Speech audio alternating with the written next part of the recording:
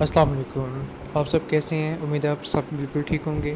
اچھا، جو چیز میں آج آپ سے ڈسکس کرنے والا ہوں وہ بہت ہی امپورٹنٹ ایشو ہے.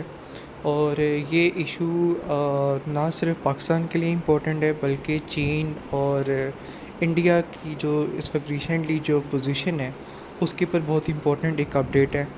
سب سے پہلے میں آپ کو بتاتا ہوں کہ ہو کیا رہا ہے. سب سے پہلی بات یہ ہے کہ انڈیا اور چین کا بھی بہت بڑا ایک تنازع ہے، جیسے پاکستان اور انڈیا کا ہے.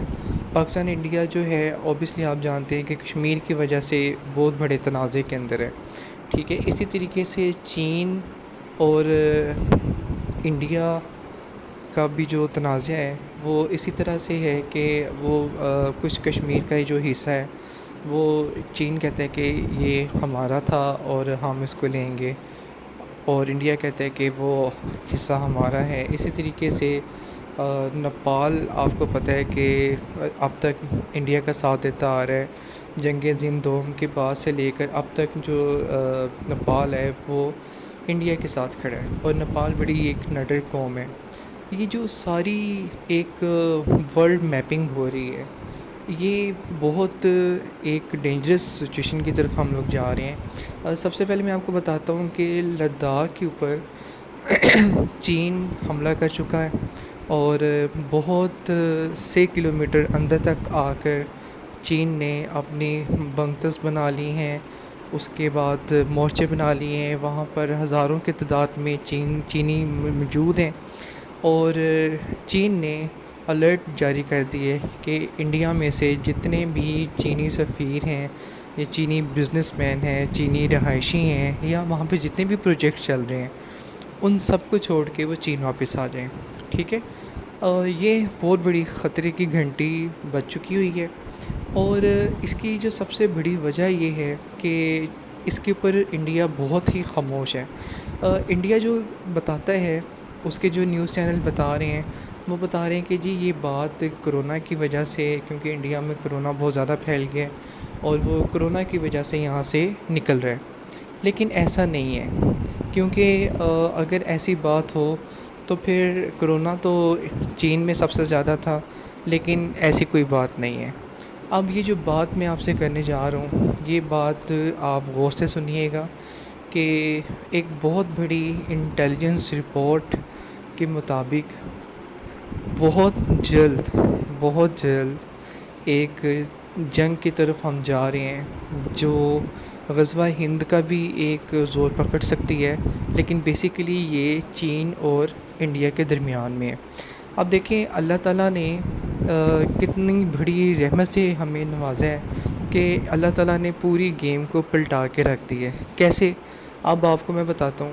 کچھ عرصہ پہلے ہم لوگ یہ سمجھتے ہیں کہ آپ سمجھ لیں کہ 2002 سے لے کر 2017-18 تک جو میپنگ انڈیا کر رہا تھا کہ افغانستان میں پاکستان کو بیزی رکھنا، پھر ایران کے ساتھ ٹینشن کریٹ کرنا، ٹھیک ہے، پھر کچھ معاہدوں کے اوپر چین کے ساتھ بھی ٹینشن کریٹ کرنا، اور تاجکستان کے ساتھ بھی ہماری جو معاملات ہیں ان کو گڑبڑ کرنا، اور پھر انڈیا کے ساتھ تو ہے ہی ہے ہمارا. ٹھیک ہے، تو پاکستان کو اکیلا کرنا چاہ رہا تھا انڈیا.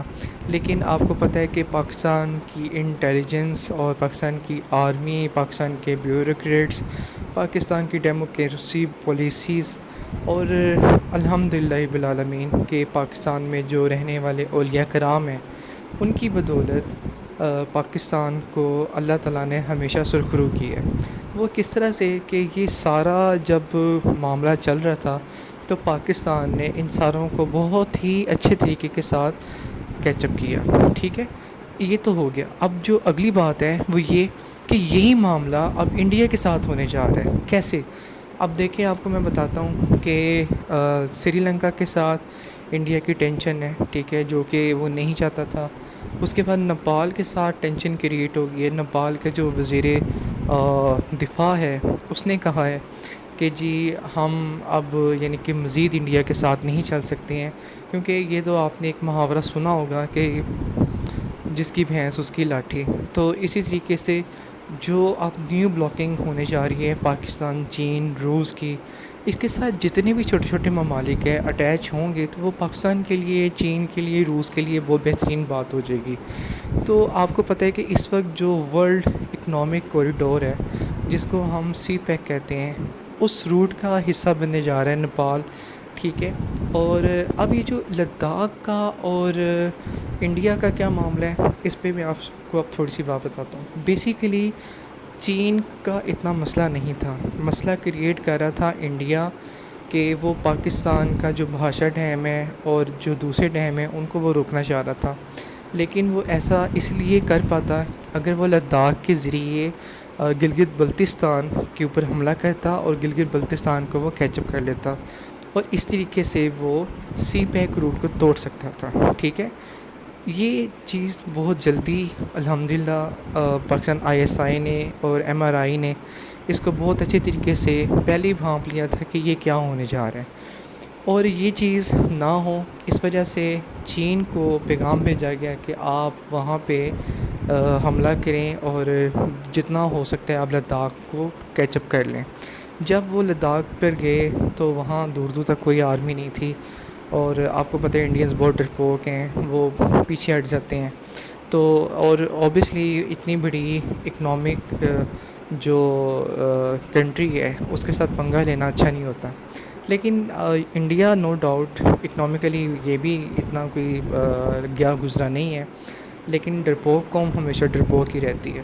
اب بات میں آپ کو بتاتا ہوں کہ نیپال نے جب یہ دھمکی دی کہ جی ہم مطلب انڈیا کا ساتھ نہیں دیں گے، اور لداخ کے اوپر جو ہونے جا رہا ہے وہ آپ سب کے سامنے ہے۔ اب انڈیا جو ہے وہ چاہتا تھا کہ میں لداخ کے ذریعے گلگت بلتستان جاؤں، اور یہی بات انڈینز سے زیادہ پاکستانیز بھی جانتے ہیں اور چینیز بھی جانتے ہیں کہ اگر یہ لداخ تک آگے تو پھر یہ ہے کہ گلگت بلتستان آنا ان کے لیے مشکل نہیں ہے، ٹھیک ہے۔ اب ہر ملک اپنی جو کیپیبلٹی ہے، اپنی جو اسٹرانگنیس ہے، وہ اپنی سرحدوں کو مضبوط کرنے سے ہوتی ہے، ٹھیک ہے۔ اسی وجہ سے چین نے بیسیکلی یہ جو قدم اٹھایا ہے یہ پاکستان کے لیے اتنا نہیں ہے، اپنے لیے ہی ہے اس کے لیے، کیونکہ اگر وہ لداخ کو کرتا ہے کیچ اپ تو وہ پھر ایزیلی یعنی کہ چین جو ہے وہ مطلب کہ اس کی توڑ سکتا ہے، اس کا جو اثر و رسوخ ہے جو گلگت بلتستان تک ہو سکتا تھا اس کو ختم کر سکتا ہے، اور اس طرح ختم کرنے سے اس کا سی پیک روٹ بھی بچ جائے گا، اور اس کی جو باؤنڈری لائن ہے وہ بھی محفوظ ہو جائے گی، ٹھیک ہے۔ تو یہ سارا سنیریو ہے، اور ہم اللہ تعالیٰ سے دعا کرتے ہیں کہ اللہ تعالیٰ ہمیں بڑی مصیبتوں سے بچائے، اور اللہ تعالیٰ ہمیں ان تمام مصیبتوں سے آسانی سے نکال دے۔ پاکستان زندہ باد، پاکستان آرمی پہ زندہ باد۔